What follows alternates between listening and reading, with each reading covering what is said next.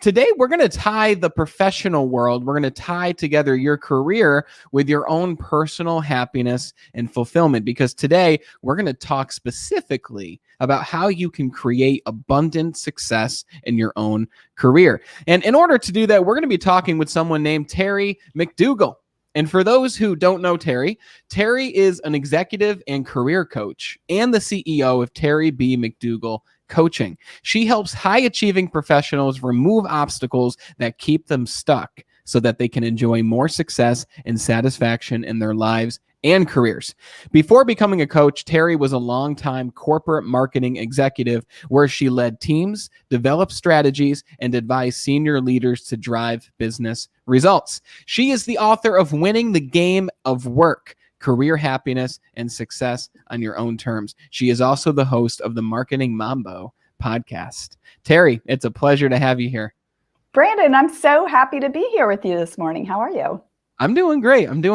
And I'm really excited to talk with you because this definition of career has changed throughout the years, right? I mean, back in the day, not too long ago, you take a look at, the Industrial Revolution, you take a look at the world that our parents even grew up in, or grandparents, and their career was you work for a job, a company for 30, 40, 50 years, and you retire. Right. Yep. And then they give you a nice gold watch. They give you a nice pension. And that was just the way that it goes. And I feel that a lot of our education system is still in that model of what a career looks like. But as you and I know, careers are actually very different than that in today's digital and information age. So what exactly is a career to you for the purposes of what we'll be talking about today? Well, I think there's a difference between a job and a career. I think a job is, where you go and that's where you make your money. If you're fortunate, you can have a career, which is something that you kind of envision, which is hopefully aligned with some special skills and strengths that you have. And it's something that you hopefully put some thought into and that you actually design it so it's sort of aligned with who you are as a person. So that's kind of my thought about what a career is.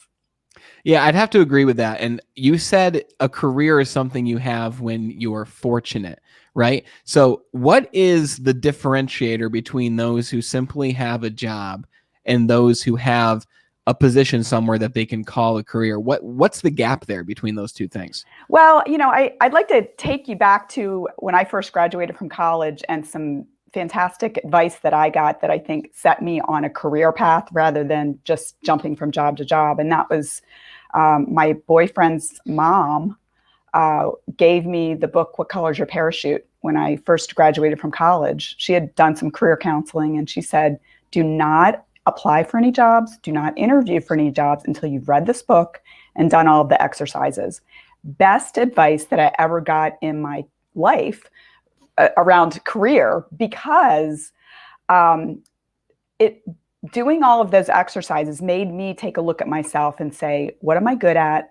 And what do I like to do? And where are the opportunities for me to trade these things for money in the marketplace? So instead of me doing what I would have done had she not given me this advice, which was just go out and randomly apply for jobs and take the first one that, seemed like it paid the best or whatever. Well, you know how that goes. Sometimes you get a job offer and you're like, okay, I'm taking it because that's all I've got.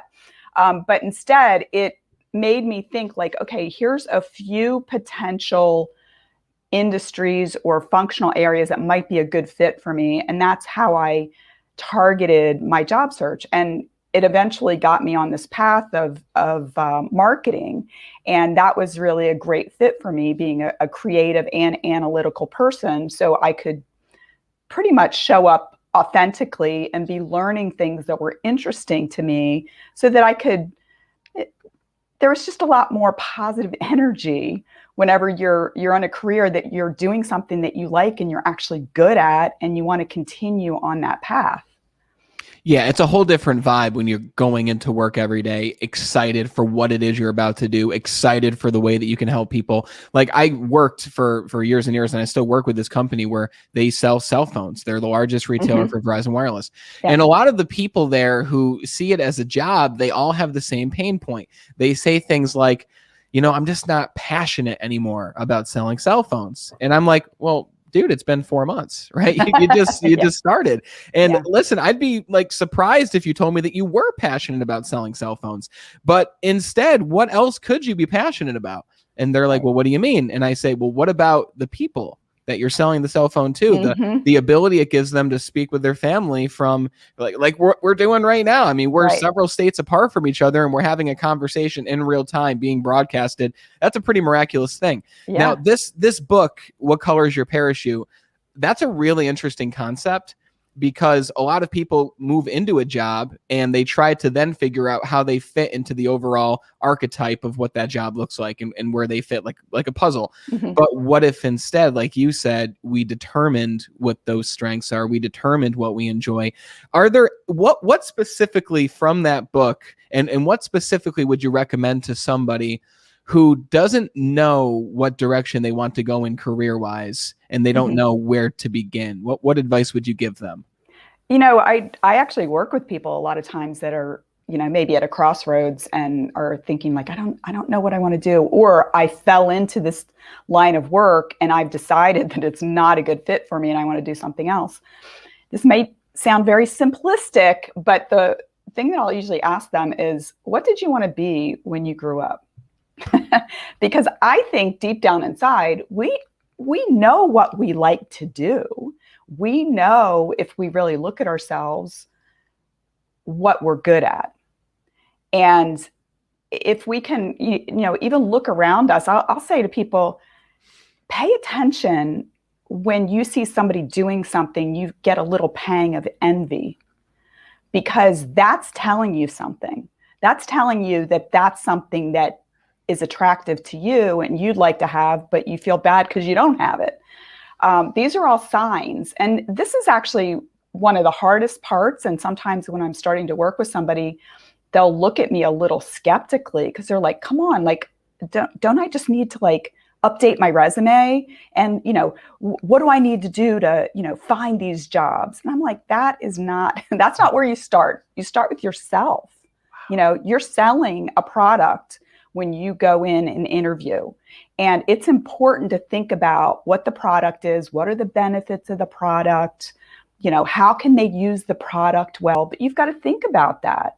And, it's always, kind of fun and exciting in the beginning when you get offered a job and you're like, oh, wow, I got a 20% raise over my last job. But the novelty and the excitement around things like that are going to wear off. When you're in that job for, like you said, at the cell phone store, right? 4 months into it, a year into it, you're going to have gotten used to that pay raise. And if you don't like what you're doing when you go in, or if it's a grind, if you're having to flex too far from what your natural motivational drivers are to do the job, it's going to be very stressful and you're not going to be very happy.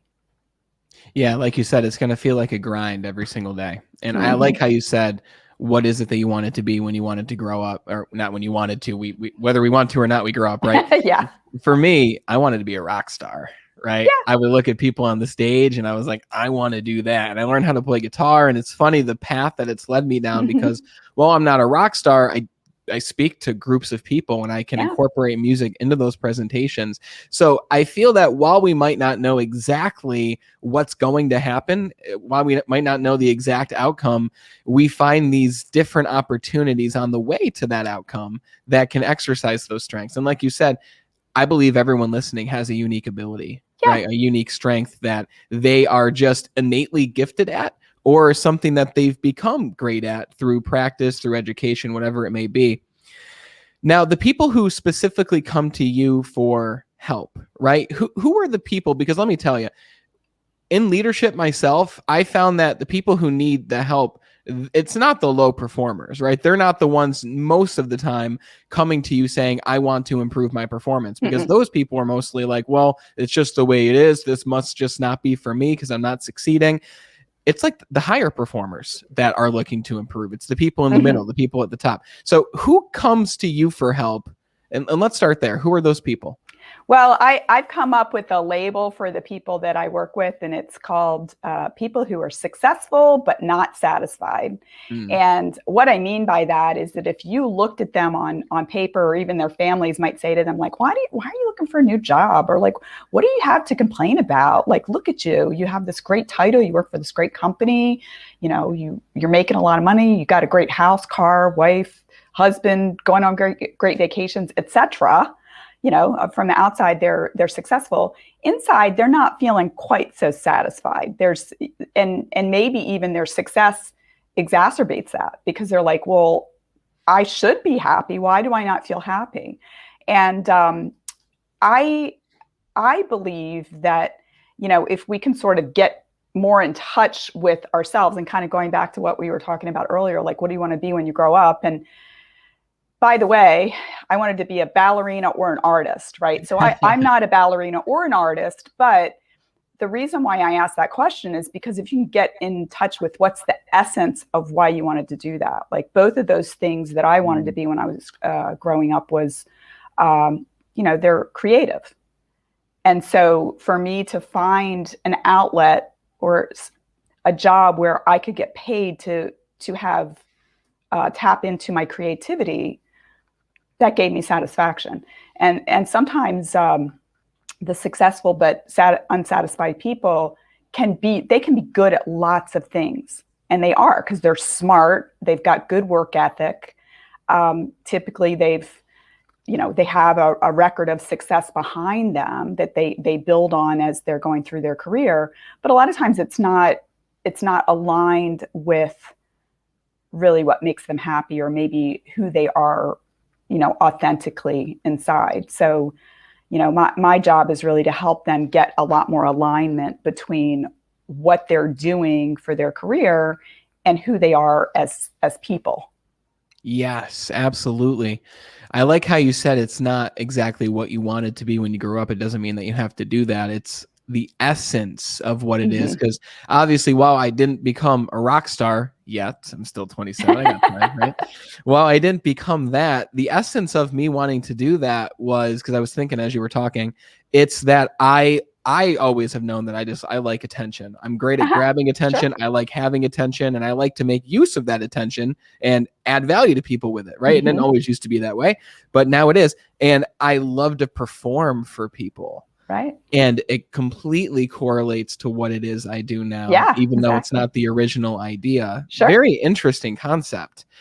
So what path do you generally lead those people down? So you ask them that question. Now they understand the essence, right? And they're like, okay, this is awesome, Terry, but how can I now use this in order to find what's going to bring me that personal fulfillment in my life?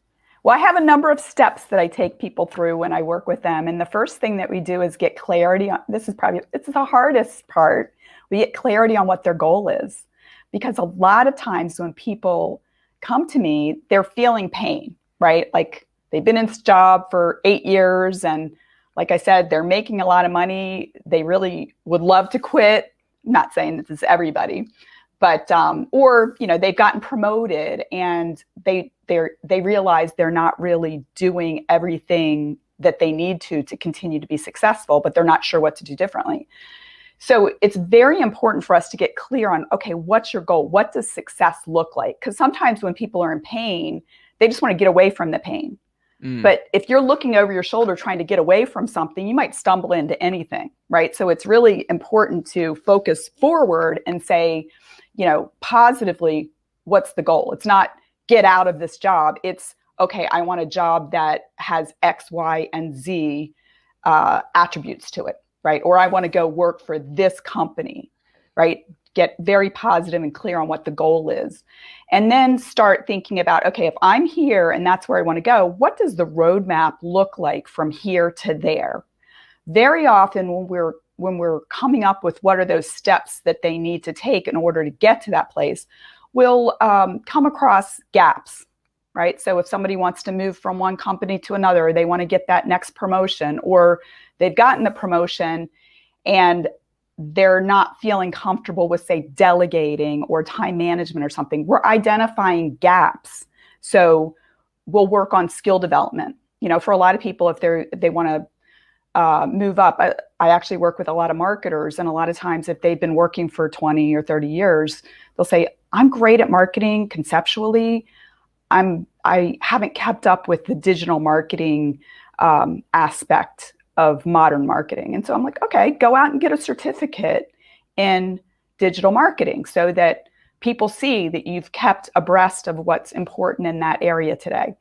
And then really, we just start taking action. And then the last thing that's really important, it's critical, is shifting to a mindset where you believe that the thing that you want is possible.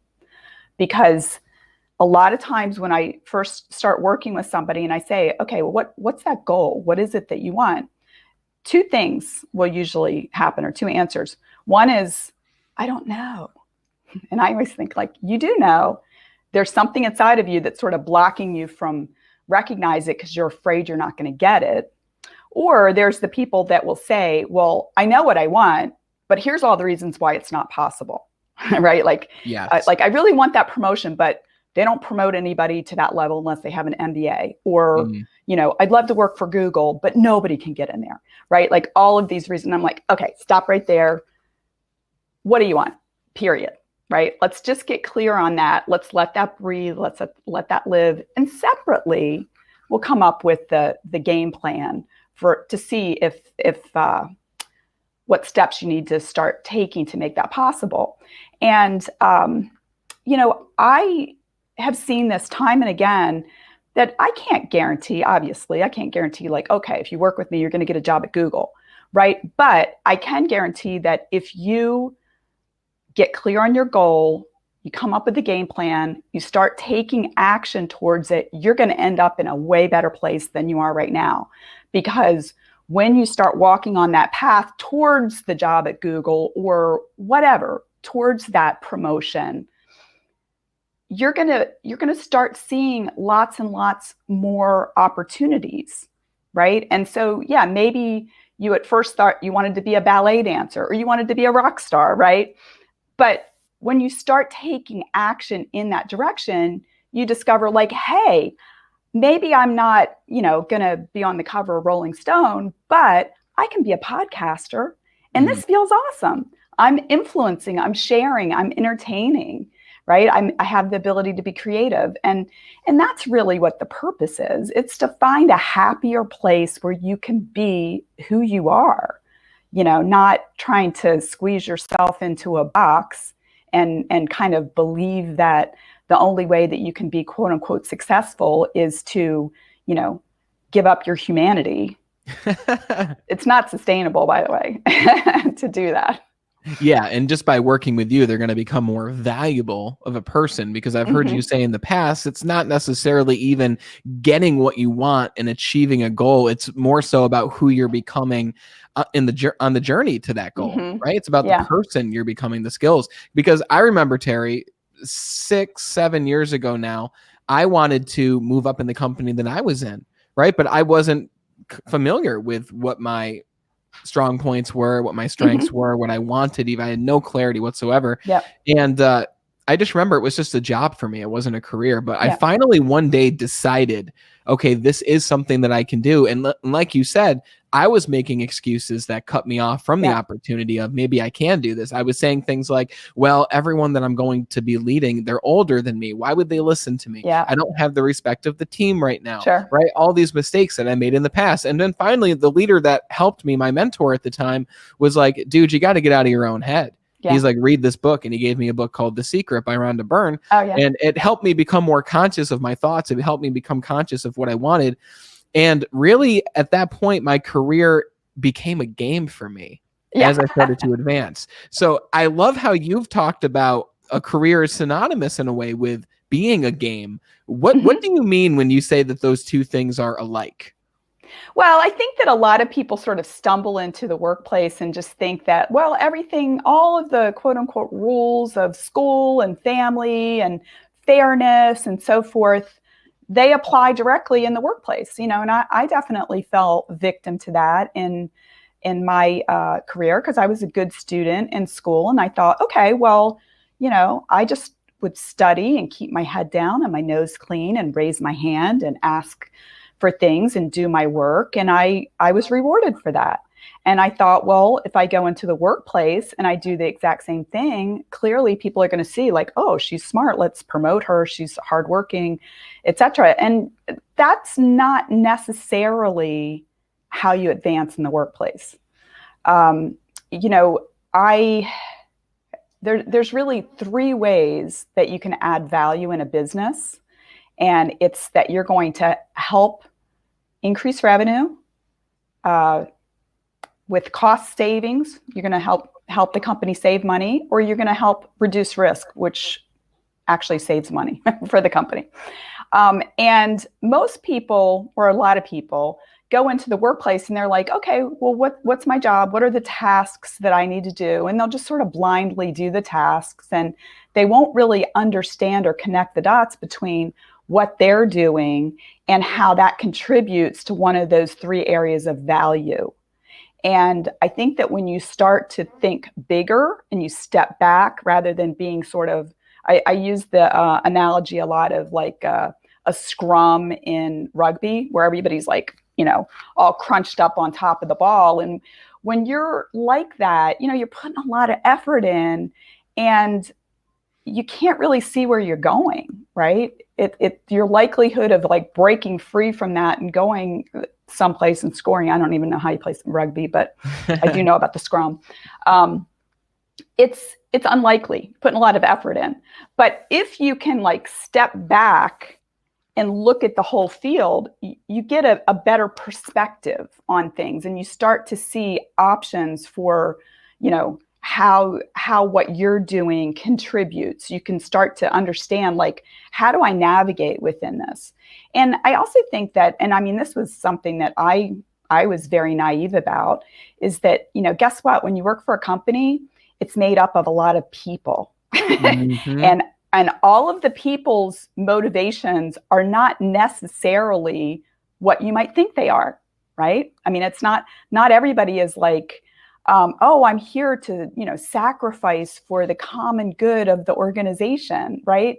People are there to say like, hey, what's in it for me, right? Mm-hmm. And companies know that. I mean, particularly in sales, right? Like they'll design the commission structure to incent the salespeople to have certain behaviors. And certainly I can tell you, as somebody working in marketing, a lot of times it sometimes would cause issues if we were, say, like running a marketing campaign and it got in the way of, short term, how a salesperson was going to be compensated, right? They'd be like, hey, I don't have time to talk to you about marketing, right? I got to get out and make my quarterly numbers, right? And I'm not saying there's nothing wrong with that, right? But if you're trying to influence people within the organization, you need to understand that what you think their motivation is or what your motivation is might not be the same, right? It might not be obvious what it is. And so you've got to really, I talk a lot about, when I'm working with my clients, is I'm like, you got to start understanding who you're playing with and against,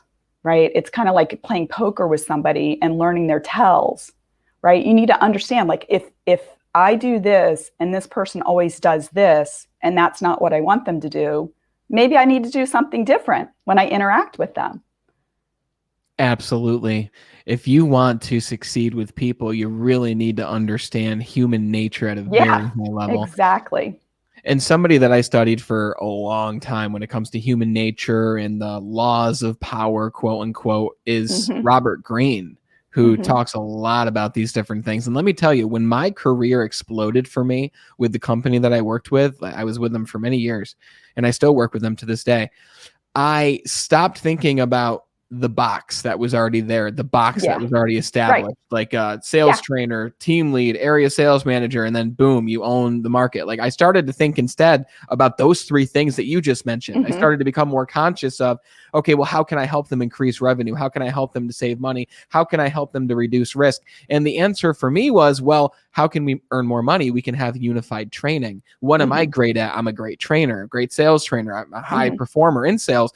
So I approached the person at the top who we weren't too close, but you have to understand, like you said, everyone's thinking what's in it for me, not just the people at the bottom, but Oh my gosh, every yeah. leader is thinking Especially about the people at the top are. especially them. And if you bring them a proposal to show them how you can help them in one of those 3 areas, or even better, all of them, it's going to be very difficult for them to say, no, we're not interested in that at this time. So when I stopped thinking about the box that was established and started thinking outside the box, that's when my career exploded. And like you said, there are specific skills, like in a video game where you work on your skills, you level up in them. Are there specific skills that are commonalities between the people you work with that help them to excel in their career? And what are those specific skills? Well, yeah, there's a number of things that I help people with. And I think when I'm working with somebody who's maybe gone from individual contributor to manager or manager to director, a lot of times they can get into trouble because they've been a high achieving individual contributor or high achieving manager, right? And what has made them successful to that point is not going to make them successful going forward, but yet they'll keep trying to be successful doing what they've done up until this point. What I encourage them to do is, first of all, recognize that their job's not to do the work. I mean, sure, they're going to have to do work. I'm not saying that they're not going to have to do work, but their job is to make sure that things get done so that they can maximize the impact that they have personally and with all the resources they've been entrusted with. And the way that you do that is not through, one-to-one force. It's not through gutting it out and working longer hours. It is through finding the leverage points. So it's how do you multiply the effort that you have so that you have more impact, more positive impact for the organization. And you do that through things like delegation, through developing systems, through better time management, through innovation, to your point, like stepping back and understanding, we could have more efficiencies if we did centralized training instead of training everybody, doing 10 trainings. Maybe we do 1 training for a lot of people, right? You've saved a lot right there. But, to your point, a lot of times people are like, well, this is the box. I mean, I used to, when I was a marketing director, I worked for a company that we went through a massive rebranding. And, I was there from the beginning, like in the focus groups and, trying to figure out what's the name of the company or the division going to be. And once we got everything established, I can remember at times going to our in-house creative team and them saying, well, you can't do that because that's against the brand standards. And I was like, well, who do you think developed the brand standards? Like if we develop them, we can change them. We can evolve them based on the needs of what's going on.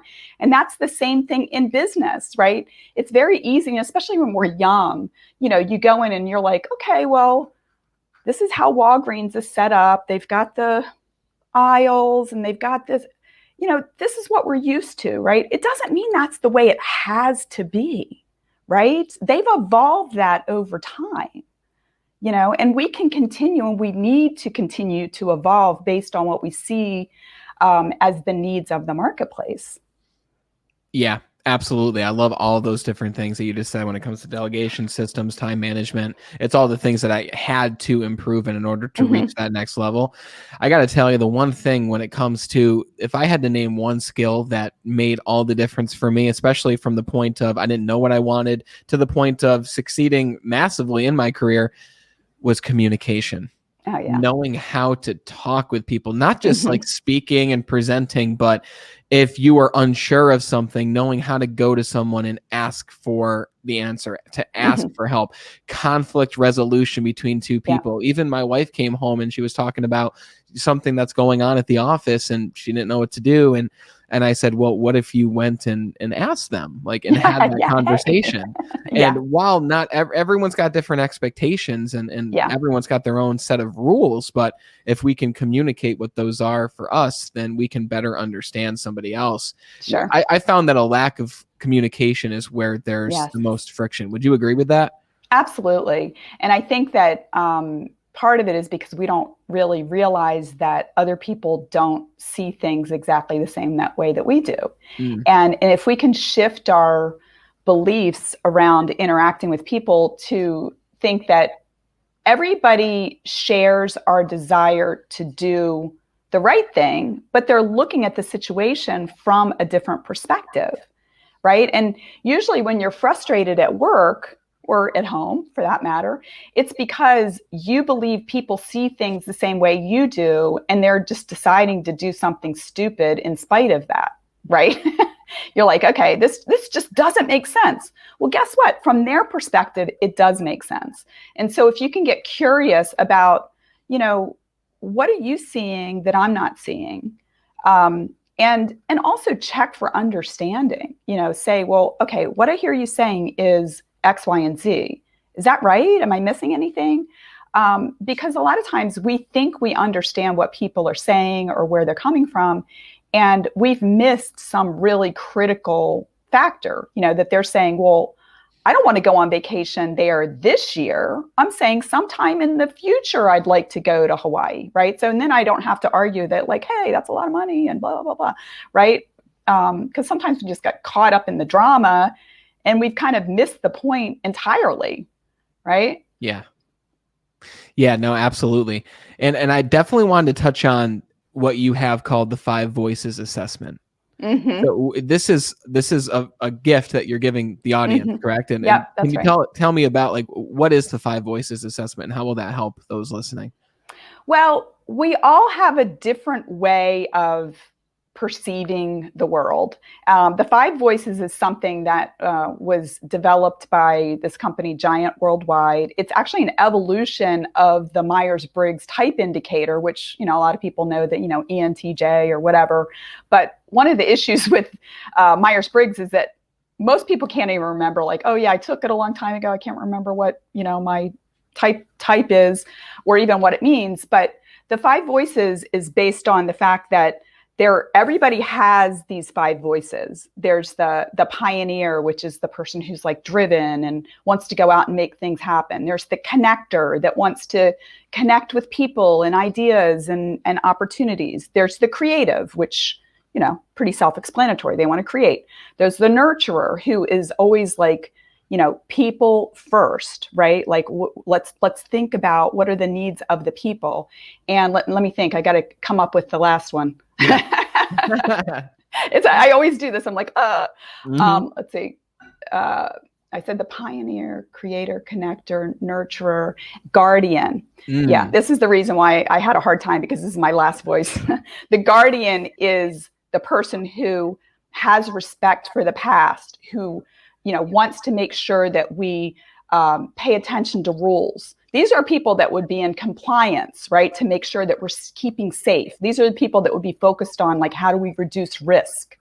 But all of us have all of these 5 voices, but there are ones that we feel more comfortable with, and that kind of come to the forefront of who we are. Like, for example, I'm a connector, creative, pioneer, right? Those are all very future-oriented voices. And I'm happiest when I'm connecting with people and I have freedom to create. And when we can understand, okay, this is actually really interesting, because like once I got certified in the 5 voices and I understood it better, I started getting some insight into when I was in my last job. I worked for a large national bank, and you know, I'm in marketing. I'm like kind of this creative person, visionary. Let's make this stuff that we've just imagined happen in real life. And I would often run into people who were really skeptical and would kind of look at me a little like askance, like I had 3 heads whenever I'd come up with these ideas. And what I realized was that, you know, when you work for a bank, there are a lot of people who are guardians, right? Thank Mm. goodness, right? We don't want to put our money in a bank where people are like, you know, not serious about rules and regulations, right? We want our money to be safe. Yeah. But I would often kind of run into conflict or feel bad because I felt like, you know, they want to hold me back from making this stuff happen. Well, now I understand that that organization needed all of these kinds of people. And now that I understand, guardians typically have lots of questions. They tend to be really skeptical.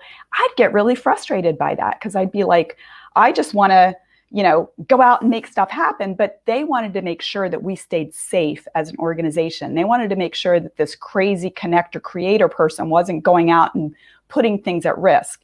And so the way for me to deal with somebody like that is to be patient and answer all of their questions so that they feel secure. They feel like, the due diligence has been done. And quite frankly, when you're working in an organization with people like that, thank goodness for those people, right? Because I know what my strengths are. I also know what my weaknesses are, which, I'm kind of like, details, schmeetails, right? We'll worry about that later, right? And, when you're working on a team, you need complementary skills, but a lot of times that's where the conflict comes up because we're all seeing the world differently. But if we can understand our own voices, understand what our strengths and blind spots are, and have respect for people who see the world differently and be able to recognize them and speak to them in a way that honors and respects them, things are going to be better. And I want to bring this other thing up too, because often with organizations or say like heading sales, you're going to probably find a lot of pioneers, people who are very driven, who, they're going to reach that goal no matter what. And they tend to be pretty dominant. And sometimes in organizations, they will not listen to some of the quieter voices, such as the nurturer, right? The nurturer might be somebody who's in HR or, they could be in any department, but they're thinking about like, how's this going to impact our team? How's this going to impact our people? And if the pioneer doesn't listen to them and take it into consideration, if they shut them down, they're going to be moving ahead with probably without all of the perspective and information that they need on behalf of the organization. And we've seen this happen in a lot of companies where they get in trouble. Maybe there's like sexual harassment within the organization, or there's, like some of the banks have gotten in trouble for the wrong type of marketing, right? Like being too aggressive from a marketing standpoint. All the signs were there. People were raising the issues, but the people at the top weren't listening, and it got them in trouble eventually. But had they been a little more open and they had recognized their own blind spots and allowed people who have complementary strengths to come in and allow their voice to be heard, they would not have gotten in as much trouble. So yes. It's fascinating. I hope I didn't go into too much detail about it, but people can go out and take the quiz and find out what their own voices are. And there are really cool videos that explain both the strengths and some of the blind spots. Yeah, that is super fascinating. And there's no denying how powerful it is to better know yourself and your own style so that you can then better know other people's styles as well, which goes hand in hand with what we were just talking about with communication, with delegation, with adding value. You have to understand you and you have to understand them. It's a people game. It's a human game. And guys, you can grab the 5 Voices assessment to understand your communication style. It's free at giant.tv/Terry McDougall 0. The link is going to be in the description or the comments wherever you're watching or listening to this. Terry, what a conversation. Where can we find you after this if we want to connect with you and find more about you? People can find me at my website, which is terrybmcdougall.com. I am also active on LinkedIn, and I'd be happy to get linked in with anybody who's listening today. My handle there is Terry B. McDougall. If you have an interest in marketing and you want to hear me chatting with lots of really fascinating people, you can check out my podcast, Marketing Mambo. It's on all of the podcast platforms, and it's also got its own website at marketingmambo.net.